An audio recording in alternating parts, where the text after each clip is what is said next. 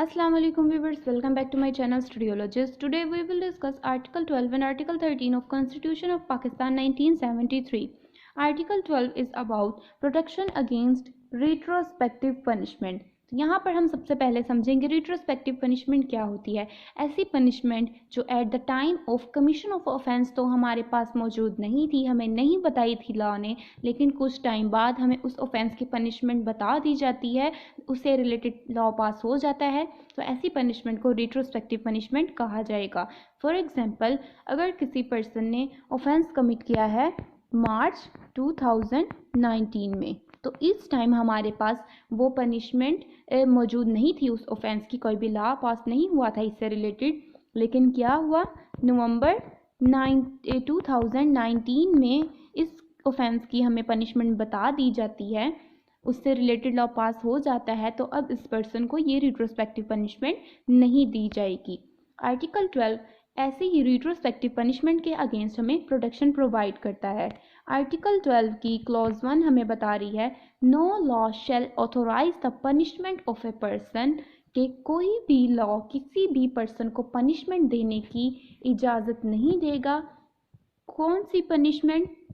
Retrospective punishment. किन persons को, वो अब नेक्स्ट हम देखेंगे सब क्लॉज ए और बी में।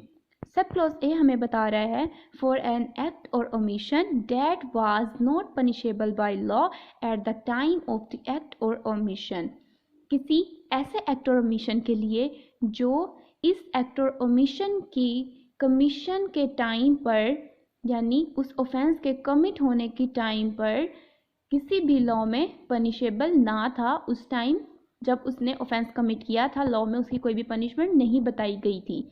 या sub clause B, for an offence by a penalty greater than or of kind different from the penalty prescribed by law for that offence at the time the offence was committed. किसी भी offence के लिए ऐसी punishment देने की जो commission of offence के time पर लॉ में प्रिस्क्राइब थी, तो जो पनिशमेंट लॉ में प्रिस्क्राइब थी उस पनिशमेंट से ज़्यादा बड़ी हो या उससे डिफरेंट हो। फॉर एग्जांपल कि किसी भी पर्सन ने एक पर्सन ने ऑफेंस कमिट किया है, तो जब उसने वो ऑफेंस कमिट किया था तो उस टाइम पर उस ऑफेंस की जो पनिशमेंट थी वो 2 इयर्स थी। लेकिन क्या हुआ, कुछ टाइम बाद उस ऑफेंस की पनिशमेंट 2 साल से बढ़ाकर 10 साल कर दी गई, तो उस पर्सन को अब वही पनिशमेंट दी जाएगी जो eight the time of commission of offence थी, मतलब कि 2 इयर्स थी, ना कि 10 इयर्स। ठीक है, नेक्स्ट है हमारा क्लॉज 2।